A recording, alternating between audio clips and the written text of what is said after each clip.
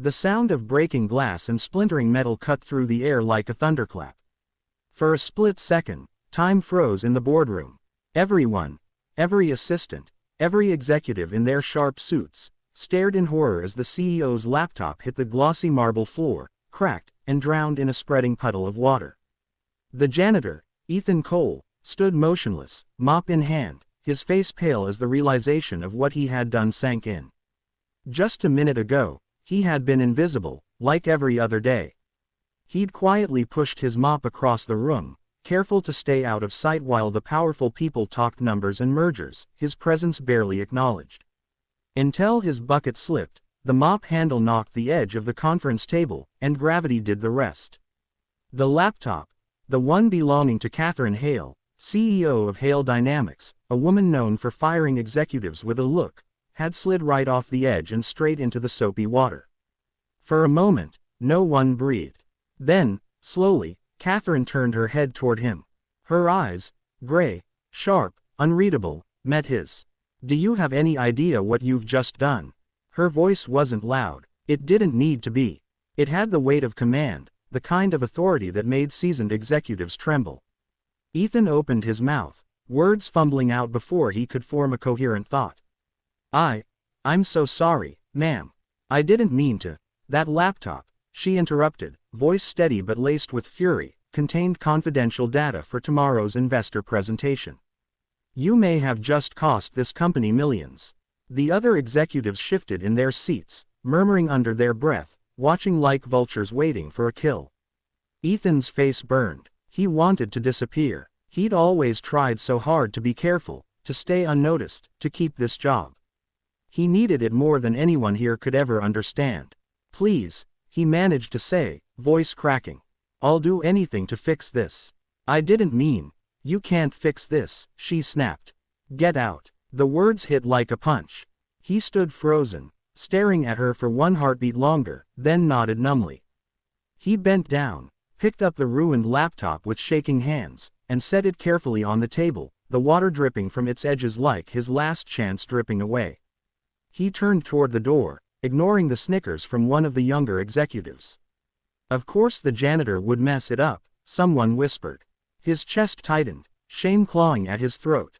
He'd failed. Again. No job meant no paycheck. No paycheck meant no surgery for Lily. His little girl's face flashed in his mind, her tiny smile, her hand clutching his when the pain came. He had promised her he'd take care of everything. Now what? Wait. The word cut through the air, stopping him mid-step. Catherine's voice again, but different this time. He turned around slowly. Her expression was still sharp, but there was something else there now. Curiosity, maybe. Calculation. "Your name's Ethan Cole, isn't it?" she asked. He hesitated. "Yes, ma'am. Ethan Cole," she repeated softly, eyes narrowing slightly as if searching through her memory. "You used to work for Helios Robotics 5 years ago." The murmuring around the table stopped instantly. "You were an engineer." The word hit like a ghost from another life. "How do you know that?" he asked, frowning.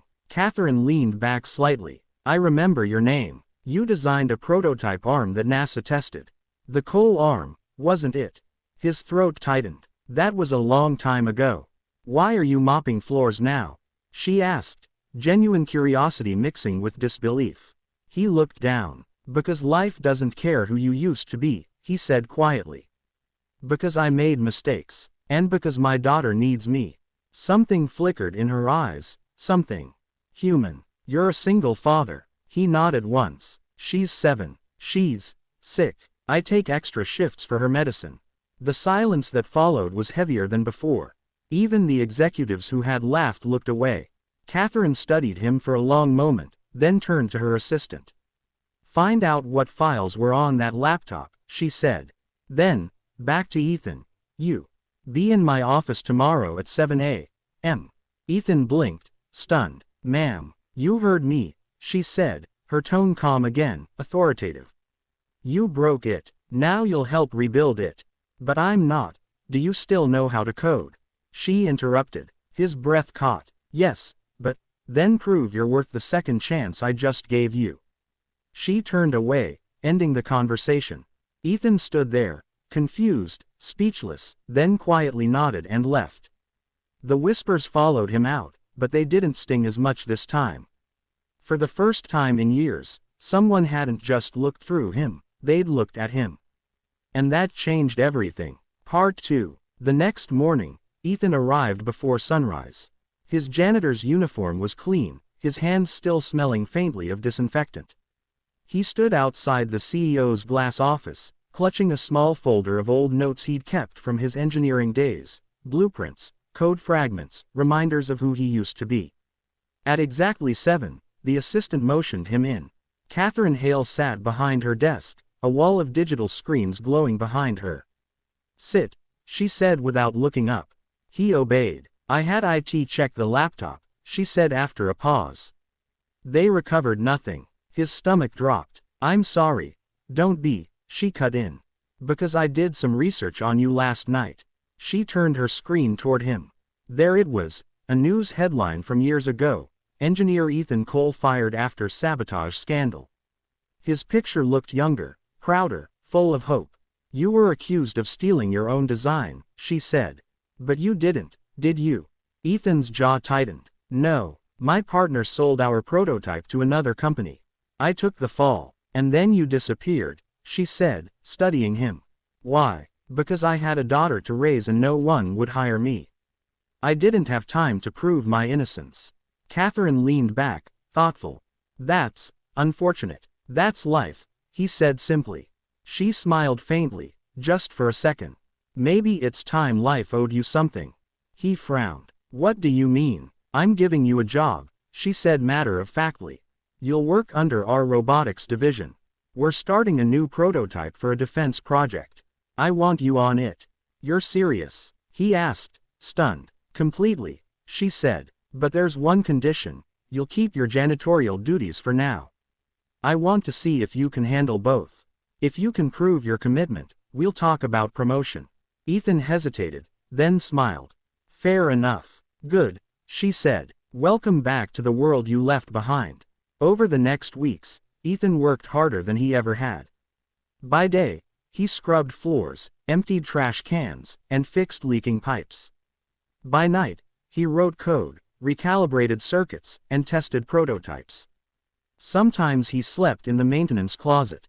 He stopped caring about exhaustion. He had a purpose again. The employees whispered when they saw him walking into the engineering lab in his janitor's uniform. Some mocked, some stared. He didn't respond. He had no time for pride. Each evening, he'd return to his small apartment, where his daughter Lily waited with her sketchbook. "Daddy," she'd say with a sleepy grin, "did you make robots again?" He'd smile and nod. "Almost, sweetheart, almost." "When you finish," she'd say, "will it be famous?" "Maybe," he'd whisper, tucking her in. "But even if it isn't, it's ours." Weeks passed, and the day of the internal review came. Ethan presented his prototype, a compact robotic arm with adaptive AI, smoother than any existing model. Catherine watched silently as he explained every detail, her eyes narrowing in concentration. When he finished, she looked genuinely impressed. "You improved the neural feedback system?" she asked. "It learns faster now," he said, unable to hide his pride. "It adapts to human motion within seconds." "How long did this take you?" 2 weeks, he admitted. "Mostly nights." She shook her head slightly, a rare smile appearing. "You're either brilliant or insane." "Maybe both," he said softly. For the first time, she laughed, a small, real laugh that echoed through the office. It startled them both. From that day forward, she treated him differently. She asked for his opinions, invited him to meetings, even defended him when others questioned why a janitor was working with engineers. The project grew, and so did their unspoken respect for each other. Months later, the board demanded a demonstration of the prototype. The same boardroom where Ethan had broken her laptop was now filled with anticipation. This time, he stood at the head of the room, wearing a clean shirt and tie Catherine had insisted he borrow. As he demonstrated the robotic arm responding seamlessly to voice and motion, the room erupted in applause. Catherine stood at the front, her gaze locked on him, pride visible in her usually unreadable expression. Afterward, She called him to her office again. You just saved this company, she said softly. And you saved something else, too. What's that? He asked. My faith in people. Her voice was softer than he'd ever heard it. You reminded me that mistakes don't define us. How we rise after them does. He smiled faintly. Guess that goes for both of us. Maybe it does. She reached into her drawer and handed him an envelope. Open it. He hesitated, then did. Inside was a contract. Lead robotics engineer, full salary, benefits, and a research grant in his name. For a moment, he couldn't speak. His throat tightened as he thought of Lily's smile, of her hospital bills, of all the nights he'd gone without sleep just to keep her warm. I don't know how to thank you, he whispered. You already did, she said. By proving me right about you. Time passed, and the project went global. The media called it revolutionary. Hail Dynamics soared. Ethan bought a small house, one with a backyard big enough for Lily to run in after her surgery. One evening, as he sat on a park bench watching her chase fireflies, his phone buzzed. A message from Catherine. You were right. Sometimes life gives second chances. But only to those who never stop trying. He looked up at the glowing skyline, the same building that had once been a place of humiliation now a symbol of redemption. He smiled, his heart full. The janitor who had once shattered the CEO's laptop had built something far greater than a machine. He had rebuilt his life.